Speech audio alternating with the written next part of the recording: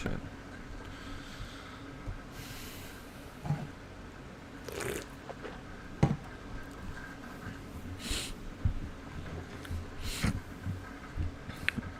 And we are live.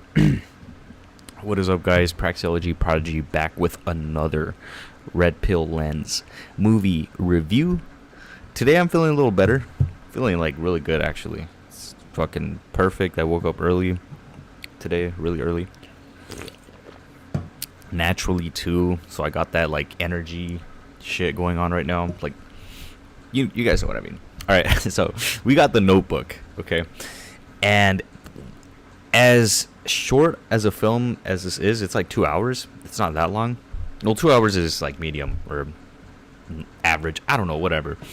It actually has a lot of intersexual dynamics in it. So this breakdown is gonna be kind of long. I am expecting about maybe an hour, kind of like Titanic, maybe even longer. So if it goes on for a bit, you guys know, you've been warned. So yeah, and then obviously timestamps will be up later today once I hit the gym. Today's leg day, so Wednesday, what can you do? And today, the sparkling water we have is key lime. I'm sipping on some key lime. I have some lime here, some leftover lime, but I'm sipping on this nice cold one I just popped open. Okay, without further ado, let's jump right into it before I start finding other shit to talk about. All right. So first things first, we get the intro to Ryan Gosling's character. His name is Noah, and we see he's just a good little blue pill puppy. Good boy, good little blue pill puppy. And he sees a girl in a red dress having a good time, probably ovulating due to the ornamentation, if you guys aren't aware already. Oh, shit. If you guys aren't aware already, whenever a female has ornamentation, sexual ornamentation, she's probably in, what's it called, the luteal phase? Estrus? Let me see. Let me pop up the player's handbook real quick. Not player's handbook. The fuck? Motherfucking. Here it is. It is, no, not this one. Here it is. Bro, what the fuck? I have the rational male right here. Open. Here it is. We have the luteal. No, not the luteal phase. Ovulation, ovary cycles, days 1 through 7. Follicular phase, luteal phase, hormonal, alpha phase, proliferative phase, the follicular phase between the period between day 7 to about day 14 might be called the alpha phase. Oh, okay. So it's the follicular phase that she might be in right now, because she has the sexual ornamentation. Again, whenever they have like hula hoop earrings and shit, or hoop earrings and red dress, red lipstick, they're trying to make their fertility pronounced, right? Because when they're fertile, they have like rosy cheeks and shit and like blood flow, so the lips would be really red. Okay, off topic, but back to the point. Yeah, so and then we see her get off the ride with her friends and some guys, and then Noah goes up to her, Gosling's character goes up to her and asks her to dance. As she looks at him almost disgusted, she's like, who the fuck is this guy? Who the fuck does this guy think he is? We get just a tad bit of a background of her from Noah's friend. I think his name was Mike or some shit. And he says, yeah, this girl, fucking Allie, she's this guy's daughter. She's very wealthy and whatnot. So, oh shit, let me put this back to my software. Here we go. Okay. So yeah, we find out she's a wealthy daughter of some fucking tycoon, whatever.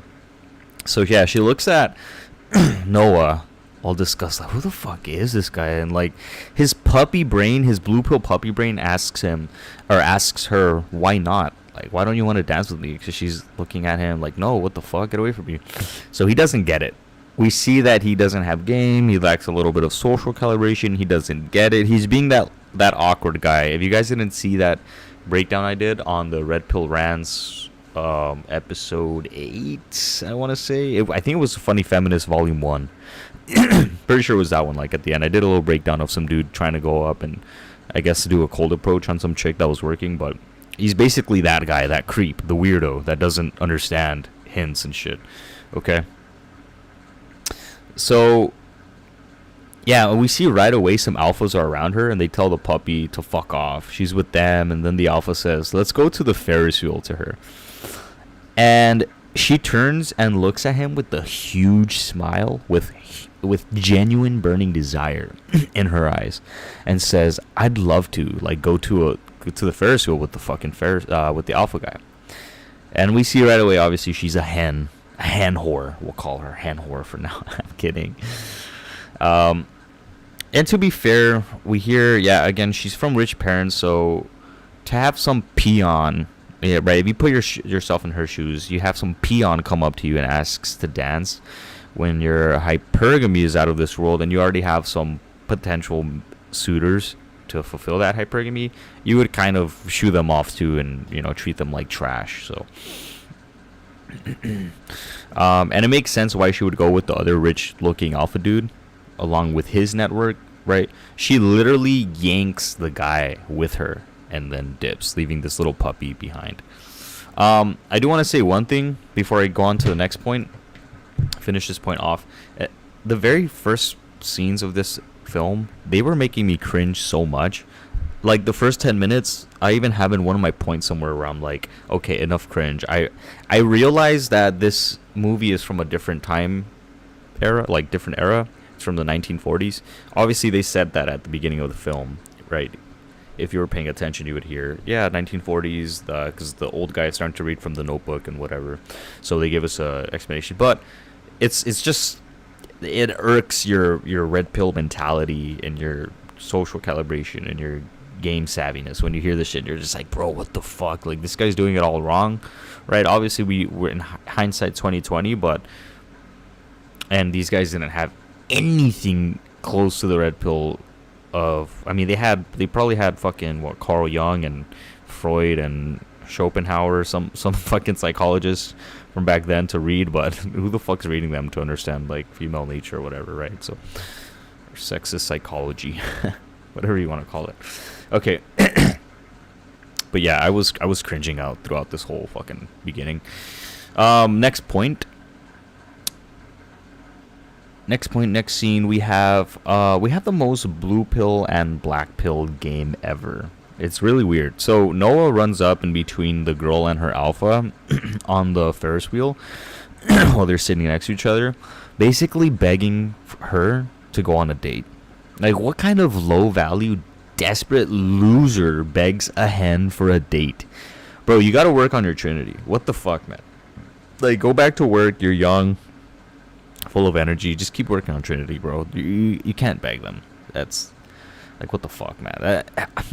Again, what I mentioned, I was like cringing so bad. I was literally pausing this movie, and I was just like, I had my hands all my head and like my eyes. I was just like, oh, what the fuck? Like, I was literally going crazy for half a second. Like, what's going on here? Fucking pausing the movie and just like, just fucking having a breakdown, a red pill breakdown, like melt down or whatever. Okay. But yeah, work on your trinity, bro. So after she rejects him, he hangs off the Ferris wheel, like pull-up bar thing, telling her to ask him on a date. Now he says, okay, look, I'm not going to ask you anymore. I'm going to show you that I'm serious. So he gets up, stands up from the seat, hangs on the little pull-up bar right in front of the Ferris wheel, and he's just hanging there. She's like, what are you doing? Get down from there. You're going to fall. And his hand starts slipping. One of his hands, his left hand, I believe it was. And it slips. He lets go. Now he's hanging on with one hand, and only his fingers are literally holding onto the bar. She's like, what the fuck? Get down from there. He's like, I'm not going to get down from here unless you ask me to go on a date. She's like, okay, we can go on a date. And he's like, no, ask me, mean it. So he's basically negotiating genuine burning desire from her, bro. You never negotiate a female to go on a date or like, bro, you're gonna seriously injure yourself for what? Sorry, I just gotta Okay, sorry about that. So yeah, he switches the roles, kind of just. I guess he does initiate some play with her. You can consider it some play. Not really though. It's still a black pill tactic. Like, yeah, it's play to an extent. This is next level blue pill game that will never charm a girl. You will it will land you in a mental institution today if you try pulling some shit off. Like, imagine pulling up to a chick and saying, "Ask me on a date," and you have a fucking revolver like in your mouth, and you say like, "Yo, ask me on a date or I'll pull the trigger, bro." What the fuck? You will literally fucking be sent to jail, mental institution, whatever you name it. You're sent to all of them if you try pulling some shit off. Yeah, and again, you cannot negotiate genuine burning desire at all, ever, anytime. Next point. Then we see him getting off work, and he's walking down the street, and he sees the hen walking down the street as well. And he does another cold approach. He says the most blue pill style game to her. He says, "What are you doing later?" When I see something I like, I go crazy, and I know what I like when I see it or whatever. And he also said, "I had to be around you that night," or some shit. Like, what the fuck kind of conversation is this, bro? Like, clearly he's lacking a lot of game in his approach. Mind you, this is fast forward a few days later after the carnival night, so she probably went home and not to mention she's probably smashed that alpha she was with, giving him all the genuine burning desire. She probably forgot about this guy anyway. She's like, "Oh, what the fuck? Oh, this guy almost killed himself for fucking some fucking pussy, some walls." Now she has this no game guy begging to be with her. We hear him say, "I can be whatever you want," and he starts dancing like a little happy feet dance, like a little clown, little puppy, and she's like, "Oh, you're good," insinuating that he uses these lines on other girls. Again, obviously for this time period, the females were very different to modern women, where nowadays they see us as like genuine clowns. And back then they saw this type of game as like, I guess, gentleman type of shit, or like charming and goofy. I guess play, right? They considered it play. Yeah, again, this movie takes place in the 1940s, so throughout this film, whenever you hear this kind of like blue pill rhetoric, you try your hardest not to cringe as much as I was cringing. I had to really pause the movie and think for a second, like, okay, bro, realize this is from a different time era. This is trying to encapsulate the blue pill dream / of love and war archetype that was reality back in those days. Okay, not anymore, we get it, but still. Okay. Yeah, we're barely 10 minutes into this fucking film, and I'm telling you guys, this is gonna be a long fucking breakdown. Okay, next point. Now we start seeing oh, hold on, I think I might have missed something from my previous point. No, oh, okay, I'm good. Okay, my bad. Yeah, next point. So now we start seeing a little bit of that red pill creep its way into the film. Just we get red pill hints here and there, not a lot, but when you do, it's really obvious that they're red pill. So, and I finally got some relief from this. Okay, so his buddy hooks him up on a double date with his girl and the girl that he likes, Allie. Right, Noah likes Allie, and the buddy is Mike, and whatever the fuck her name is, the other girl. So main characters, Noah and Allie, okay? And this is good because it's like friends are around, so it's not so awkward or too high anxiety, especially when it's like the first date. Then the movie, he was just looking around and saw her and saw she was sitting alone. They made some eye contact, some body language, so he went up and started initiating the body like thing, you know. He went to go sit next to her, be around her. He probably spit some low IQ jokes to her and won her over a bit, because right after the movie, they were going to go for a ride, but they split off from their friend group. They said, yeah, we're going to go for a little walk. Making it a little impromptu date, which is another good red pill tactic. Like, impromptu dates are the best dates, right? Because they're low anxiety, they're just something casual. It's quote unquote smooth because it's not planned, but in reality, it's most likely was planned.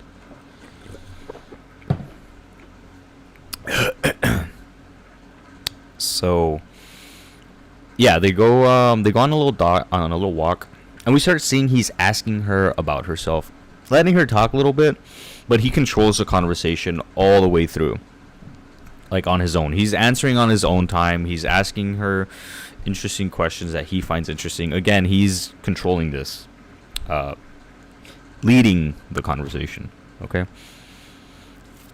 and we get to a point where he starts using great like older brother little sister dynamic, and he shows her how to have fun.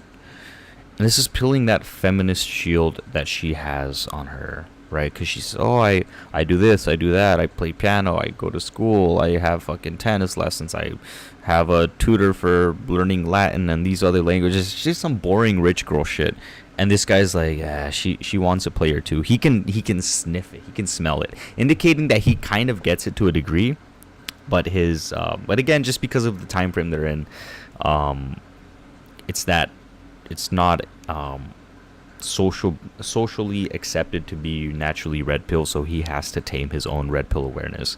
So this tells me a little bit that he might be innately red pill, like a natural, but it's too early to say, too soon, especially just off this interaction alone.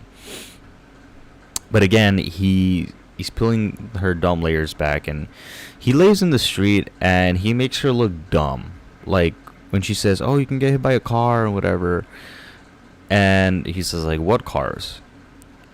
And yeah, he just makes her look dumb, like she's like, what the fuck, yeah, I'm tripping. And so he does a compliance test and he makes her sit next to him. Again, older brother little sister dynamic, teasing her a bit, having fun. And now we start to see him play with her and play with her dynamic in action. He's playing around with her, joking with her, like, oh, what do you like to do? Paint. She starts talking that shit about like paint, and so he's playing with her again, gaslighting her, making her look dumb. What kind of cars are coming here? Come on, sit down, shit, whatever. He's breaking that barrier. Low anxiety. And they're literally out in the public and open, so what a great impromptu date. And it's an experience that he's giving her. She's not used to this, like, what the fuck, laying in the street. I would never do that shit, right? Imagine all the oils and shit that are there. What the fuck? Yeah. But yeah, at this point, again, they're having a fun experience together, and then they almost get hit by a car. Another experience. She starts laughing, and like hysterically laughing because they get off the road, and he's like, what the fuck's wrong with that? Are you okay? At this moment, her hen brain has woken up and realizes she has found a player too. And she didn't know it, but she wanted this all along. I think that's why, spoiler alert, I'm going to jump ahead a bit, but I think that's why she kind of deep converted real fast, because you can tell she deep converted to him really faster than... yeah, extremely fast. Damn, I am dumb. Can't even think of words. Okay. So the game begins soon after this, right? So right after, or in the middle of her laughing, he asks her at the perfect time, let's dance. And she's like, with no music? He's like, just go with it, right? And they dance in the middle of the street, and he gives her those hypnotizing forehead kisses, and then he starts singing to her, whatever. He's like a terrible singer or whatever, and she's like, oh, you're a bad singer? He's like, I know I am, whatever. Just doubling down, just fucking... Again, red pill tactics all around from this scene, from the jump, right? From the date itself, the impromptu-ness of it, and yeah, everything's just so... It's not forced, okay? And you have a little bit of tension. So not only is this where she finds her player too, but this is where the deep conversion begins as well. Next point. We soon see that they are now a thing. We fast forward a little bit, and we see a little montage of them doing couple shit. Like, she jumps on him, like, when he gets off work. They go for bike rides and shit. Like, fun little innocent 1940s type shit. And after the little montage, she goes to his house, drop him off, and she meets his pops. And bro, like Papa Noah, he has game, bro. He has that southern game. Like he uses that dad joke game on her and wins her over so much. Like he also embarrasses his son in a way, but he explicates his past issues. But this is actually really good because he shows that the little puppy boy has came a long way, because he used to stutter, but now he reads poetry. Oh, he used to be so awkward and couldn't walk properly, but now he dances like a proper Irishman. You know what I mean? Like he's kind of breaking down his son, but he's building him up. Like, yo, what the fuck? Like, I thought it was like dumb, but then after he said that, like he didn't say that second part. He just said the thing about the like he's not. He doesn't say it word for word, bar for bar how I said it, but he's insinuating these things. Like, oh, he used to stutter, but like, look, he's reading poetry and shit now. He's into this now. You see what I mean? So he's kind of, and he's using it in a indirect way. So it's not of overt flex. It's really covert, and it's a DHV more than anything. So yeah, shout out on the pops, man. He's fucking in her fucking brain right now. Really good. Damn. That water too. Let's go, baby.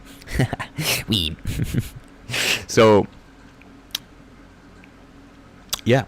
Good poetry. Because he's like, yeah, I read poetry and shit. Bro, I'm telling you, this poetry shit is like, it's really game, bro. It really is game.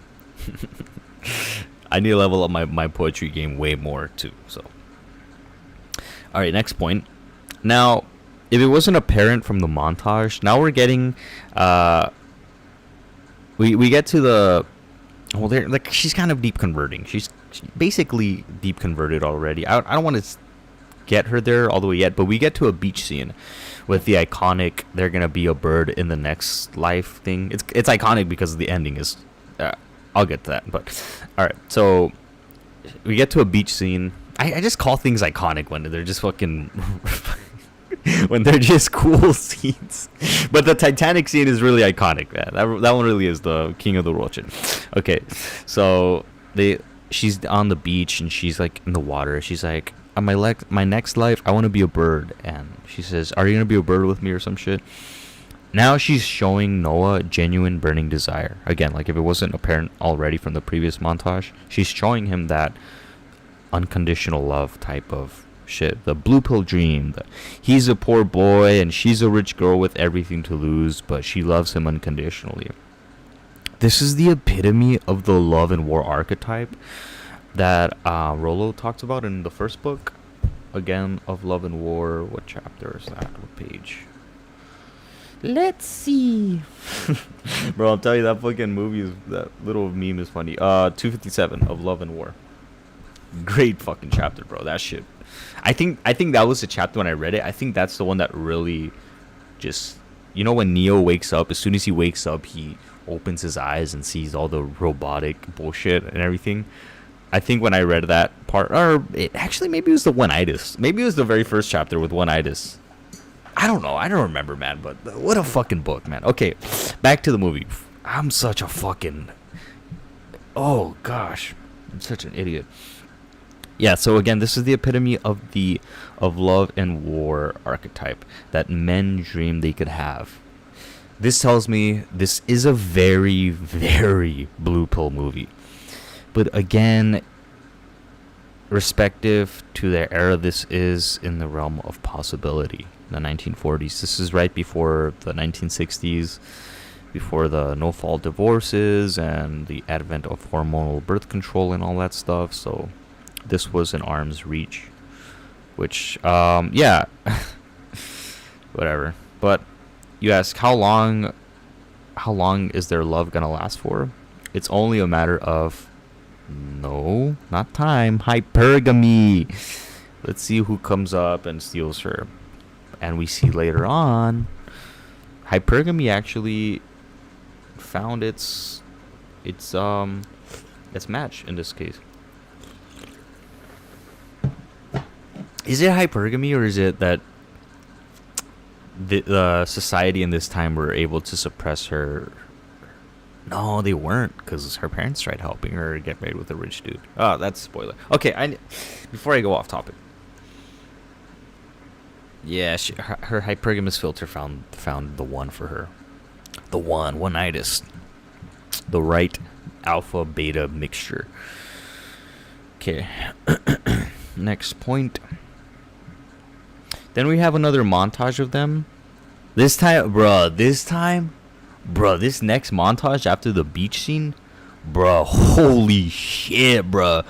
You can see now they're really having fun. Now, he's really filling in that father figure, older brother caricature with her constantly. Because now they're having a few arguments and disagreements in between. But fuck, bro, they have that spark. They have that tension, that toxicity, the high anxiety. Like, oof, that shit feels so, like, damn. Yeah. It's like a dangerous level of tension, man. This is like the OG toxic relationship that modern women talk about. Because, like, one scene, they're fighting and she slaps him, and then he goes back after her, and then, like, they fucking make out bad, bro, bad. And then they'll whip too, and then they're fighting and shit, and then they make out bad, bro. That shit's like crazy, man. Fucking all this saliva running down their face, bro. That shit crazy, bro. Alright, next point. Actually, no, same point. Okay, yeah. Soon after this montage, we see that her dad sees her daughter going through this phase. He looks at her and says, I want to meet this kid, right?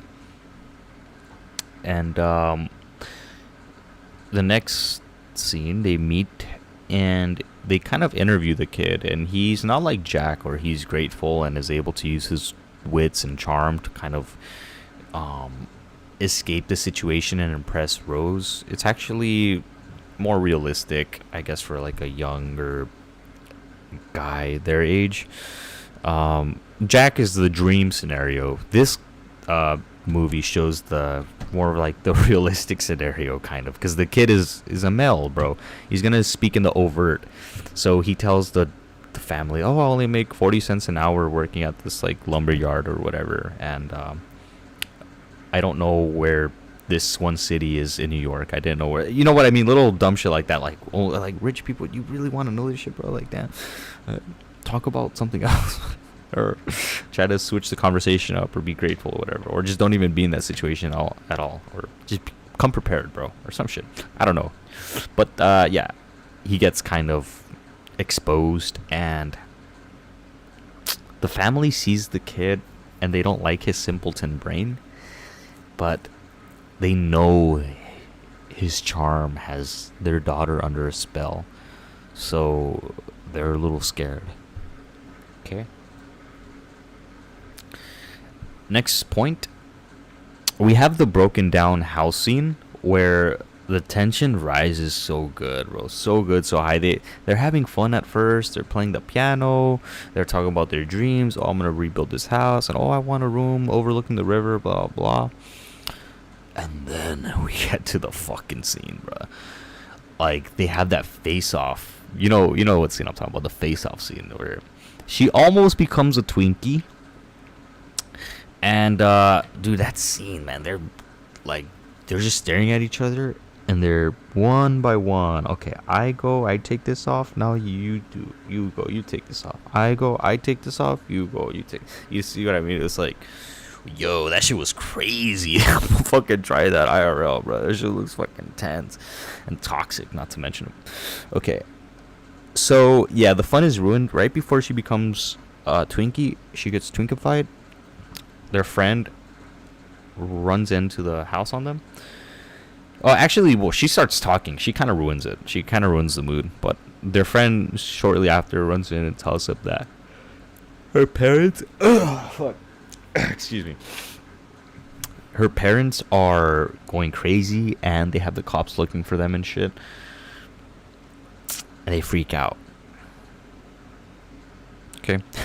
Next point. Now we get back to her parents' house, where her parents tell her the truth, the RP truth. Like, him and her are Jover. It's Jover, bruh. Like, the mother says you might get pregnant, you might get this, you might get that. Reality, they just don't want her to be with some simpleton, smooth brain guy, right? Because his sexual market value is not high enough, at least. Yeah, the reality is he doesn't have high enough sexual market value to demand her at her current sexual market value. And her parents are fully aware of this, including the guy, bro, including Noah. Yeah, she's young, fertile years and shit, and this guy's young and broke and dumb. You know what I mean? So it's obvious she's the way more like prized possession in this case. So we get to a point where she seems to be very deep converted to him at this point, because she tries to keep him, actually, but he tells her it's best that they break it off now before things get too crazy, causing her to have like an influx of emotions. She says, "I hate you, leave, get out of here," and she's like, "Oh wait, I want you back," like begging him back or whatever. And yeah, he drives off, leaving her in shambles. The next day, she finds out they're gonna dip. They're like, the parents feel like, yo, she's deep converted, bro. She's done. It's Jover. We gotta leave now, or else they're gonna find some way to find each other again, whatever. So right before she leaves, she tells her buddy, or their acquaintance, Noah's friend Mike. She tells Mike, "Hey, tell him I love him, and tell him I'm leaving back home, whatever." And he does. He tells her, and he starts sending her letters. But we see that the mother is cock blocking and stows away the letters, steals them, and keeps them hidden from her. Okay, next point. Then we fast forward, and we see this motherfucker becomes a World War II soldier, bruh. This motherfucker deploys into Call of Duty. He respawns. He gets the stealth loadout, MP5. Oh no, this is World War II. What do they have? The STG? No, that's the German gun. What do they have? What the fuck Americans have? Tommy? They have the Tommy gun with the suppressor with fucking cold-blooded. What did they have in the World at War perk system? They had Juggernaut. What else? Double tap and sleight of hand. The motherfucker had the best loadout there. With the Tommy gun with the suppressor, extended mags and shit. This motherfucker's going crazy. Yeah, but we see that he basically kind of accepted the burden of performance at this point, to an extent. And we'll see later on, it's not much, just going to war for a bit. But yeah, he comes home. Oh, actually, no, not yet. Sorry. So he's building himself up from the ground up, and he's gaining life experience. While this bitch is rotting away in some college, being miserable, wishing for another player too. I think at this point she's basically alpha widowed. Then right after that, she becomes a nurse, a nurse thought pocket. She gets war brided by this ex-soldier. She's not really war bride, because it's not war bride. I mean, maybe nah. She's still deep converted alpha widowed. She's not war bride. But this new guy, dude, he's a complete package, man. The hen loves him. Her parents love the guy. Shout out to this dude. And he dresses nice. He dresses clean. He has that good posture. Good. He presents himself in a good way. He carries himself. He has good stories. Good life experience too. Was a soldier. Like, shout out this bro. That's crazy. And he doesn't self-deprecate either. We get to a scene where they're at a ball. We're at the ball. And he proposes to her in a really smooth way. He gets the parents' permission, and then he tells her that has their permission, and proposes to her, and she says yes. They got all happy, but we know that her alpha widow and deep conversion doesn't get cured from her new beta bucks, quote unquote, war bride status. She's not a war bride. She's definitely not a war bride. Is a war bride, bro. She's just a leftover bride. I don't know, man. She's not a war bride, but I don't know what to call a female that's kind of moved on. Just alpha widow. Okay, stop making so much labels for these chicks, man. Come on. All right, yeah, but you could tell she's still thinking about her OG alpha. Okay. Next point. Then we see that the OG Alpha has a fire lit under his ass, to fulfill his dream, because he's going to the city and he's trying to get some paperwork for like some architect shit or whatever. I don't know, the bank. And he sees his ex hen. He sees her there. Like, what is she doing here? I thought you were in New York. Why the fuck are you back in the city? And he looks through a window and he sees that she's moved on. And he thinks, yeah, it's just, she's a war bride. Reality, she's still an alpha widow. Yeah, so this lights a fucking fire under this guy's ass. Because, this is like 100% RP. He harnesses that rage for his burden of performance. Because he's like, damn, I lost this bitch because of being poor. Although he does it for the wrong reasons to win his ex back, the energy redirection in itself is red pill gold, right? So he does the right thing. We've all been there, man. Where we either get rejected or some shit happens. Where, yeah, like this case, we see our ex move on, and then we're just like, yo, what the fuck? Why am I butthurt about it? Like, then you get another fire lit on your ass, and you start going crazy. You start adding to your fucking life experience. You go out and learn or redirect your energy. Some guys can do it for bad things. Some guys can do it good things. Not to be solipsistic or anything and brag, but I've always done the good thing.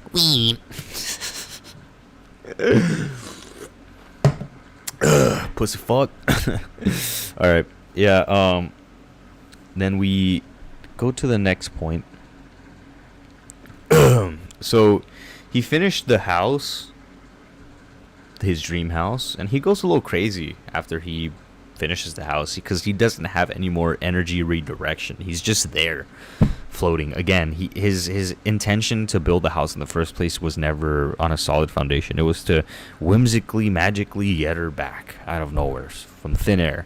But he knows he's at a dead end. So going back to the original burn up performance, yeah, I don't think this guy ever accepted his burn up performance. He accomplished his dream of rebuilding his house, but bro, how long does that really take? A year at most, right? Even in modern times, like, you buy a fucking broken down house, you rebuild it. I mean, it's just whatever. I mean, it's not an easy feat. I'm not trying to belittle it. I'm just saying, okay, bro, now what next? Okay, you're gonna start your own construction company, you're gonna start being a real estate mogul, flipping houses and shit. Like, what are you gonna do, man? You know what I mean? Like, you're just gonna be content with one house? Like, you have a skill, man. Redirect that energy, accept your burn of performance, you know, move on with your life. But no, he unfortunately he turns to drinking, and he smashes a war bride on the side, a war widow on the side. Yeah, she's not a war bride, she's a war widow. And yeah, this man's lost, bro. Like, he's blue pill. It's too bad his pops is gone, man, because all that poetry got to his head, man. Right? So you would think his pops would have taught him, you know, accept the burden of performance, you know, don't be a whatever loser alcoholic. Well, oh yeah, also that's the other thing. His father died in that time that he was building the house, so yeah, it was probably hurting on him real bad. But again, bro, if you redirect that energy, you can do wonders. Okay. Next point.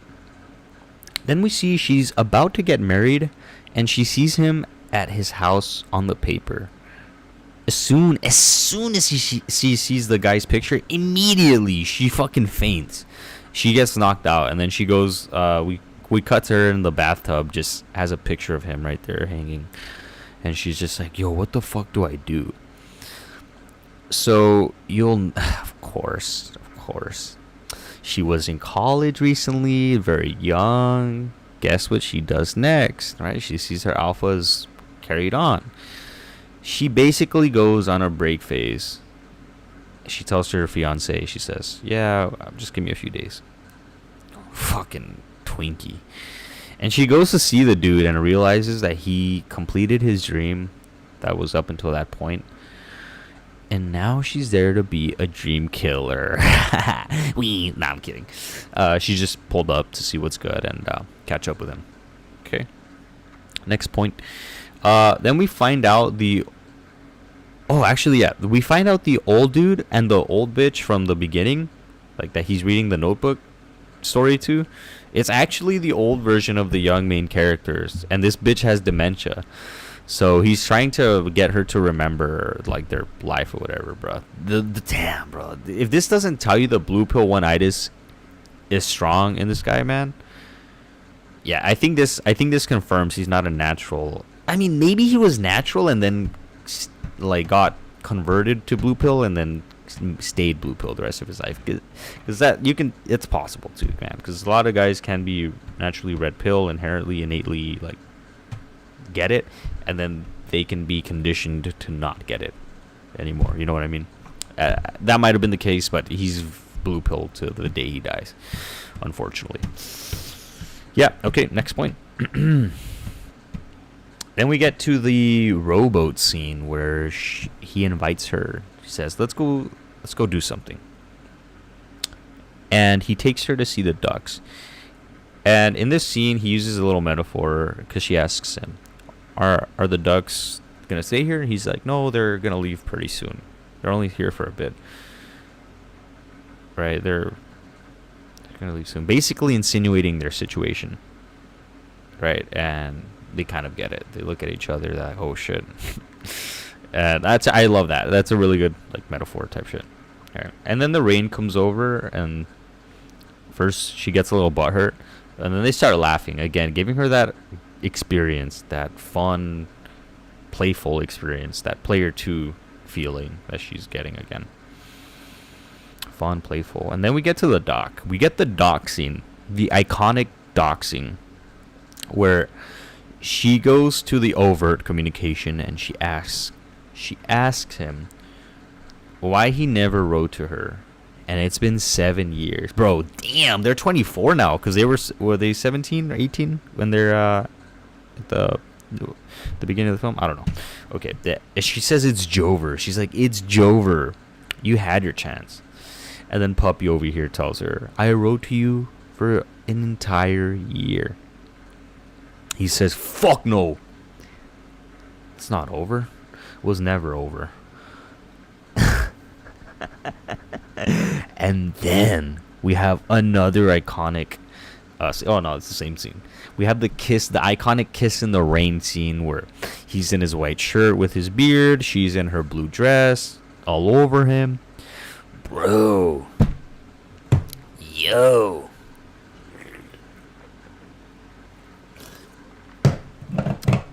This scene is crazy, bro. The tension in the scene, the high anxiety, the toxicity, the heat, you can feel it literally radiating from the screen, from them alone, their chemistry.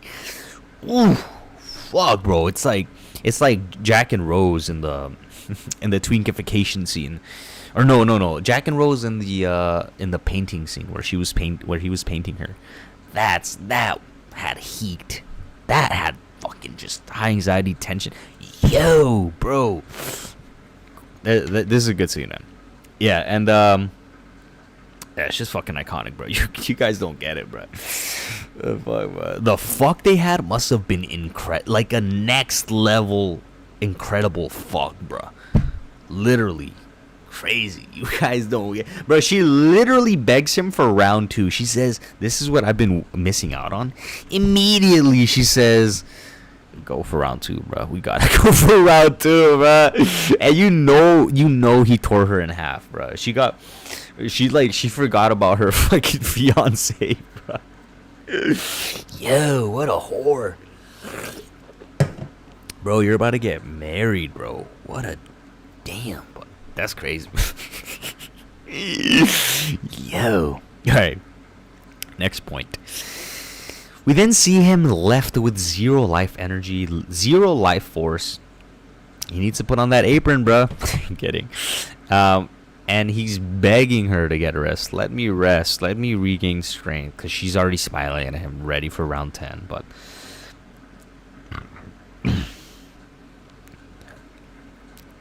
in the middle of their conversation, the side piece pulls up. And just as he's about to Frank Castle the side bitch, fucking fucking OG Frank Castle. Yo, he's about to kick that bitch out, bro. The side bitch. The main pulls a classy move, and she invites her in, showing her manners, being the bigger woman, and also like a DHV, like a female DHV. Like, she knows she won't be replaced. The main girl, right, Allie, basically kind of throwing it in her face, saying, I know Noah Puppy is not gonna choose you, bitch. This is your goodbye party. Haha. You know what I mean? Like, it's kind of sweet and like dark deep down. You're like, yo, you know what's going on here. But man, mate choice copying, is that what it's called? Pre-selection? Must have got the main bitch and the side bitch both wet as fuck, man. Ready for round 10 with Noah Puppy. Cause yeah, the side bitch gives him a kiss before she dips, man. And the main bitch smiles. She's like, yo, they're both wet. Soaking wet, bro. Them bitches flow to the river right next door. Next point. Then we see the hen mother pulls up. After the hen wakes up, of course, she has a little rose waiting for her right in the pillow, and he says, follow the fucking arrows and shit, and it's her paint studio and shit. Now she's painting, now she's happy. Because before she left the fiance, she told him, I don't paint anymore. He's like, all right, go paint. Yeah, she's painting in another guy's house after fucking getting tweakified by him, so... Yeah, the mother pulls up and talks with the hen, giving her own little alpha widow background story, and apologizes to her daughter, saying that she thought she was making the right decision, which she really was, to have a better lifestyle instead of ending up with some guy shoveling stone and shit. Because they pull up to the quarry and some guy's shoveling stone, and the mother's like, oh, this used to be my childhood sweetheart, but look how different our lives would have been if I ended up with him, right?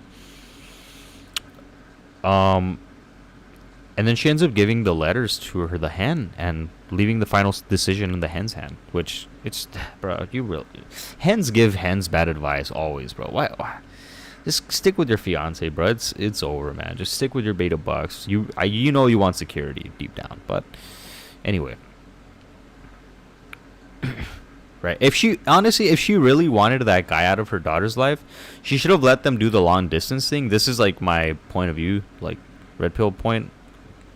She should have let them done the long distance thing, and the love would have dissipated in no time. They would have been like, yeah, we're no longer like gonna keep writing to each other. So, you know, they should have just let it play its course, long distance, if they really wanted to be chess masters at this. But now it backfired completely in the parents' face, and look what happens. Okay, next point. Now she gets back to Noah Puppy.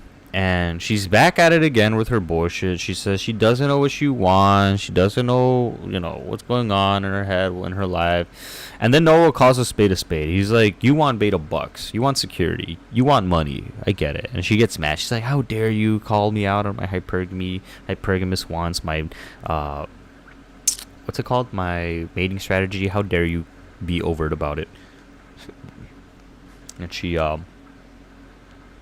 gets mad at him and dips. But before she dips, we get the meme where he tells her, like, fuck what everyone else thinks. What do you want? What does she want, right? And she does, yeah, she does end up dipping, like a fucking hen, bro. She almost crashed her car too, bro. She was driving down the road and almost crashed into this truck, bro. Like, these hens, when their brains are going like a million miles an hour, they should not be driving, bro. Fucking hens, bro. Pull over. Damn it. And she actually does pull over. She pulls over and reads the letters, and she goes to her beta after reading this. She doesn't go right back to her alpha. Man, what a hen. I'm kidding. All right. Yeah, she just pulls over, reads the letter, and continues on back to the hotel to talk with her beta bucks. Okay, next point. And final point. Final scene, final point. Oh, it's not that long, 50 minutes. Thought it was going to be an hour. So, okay. We're almost done, guys. So, final point. The very next scene, we see that she confronts her beta bucks, and he finds out what happened. He gets a truth bomb that she's been twinkified for the past few days. She's been a thought pocket for her original alpha. She's just smashing her alpha, getting the fucking pounds of her life, rounds and rounds, round after round, pancake after pancake. She's just been getting tossed over and put the butter in, bro. Like, yo, maple syrup all over her and shit. Hey, man. Hypergamy. So, yeah.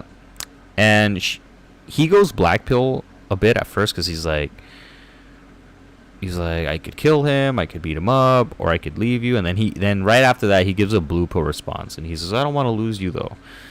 But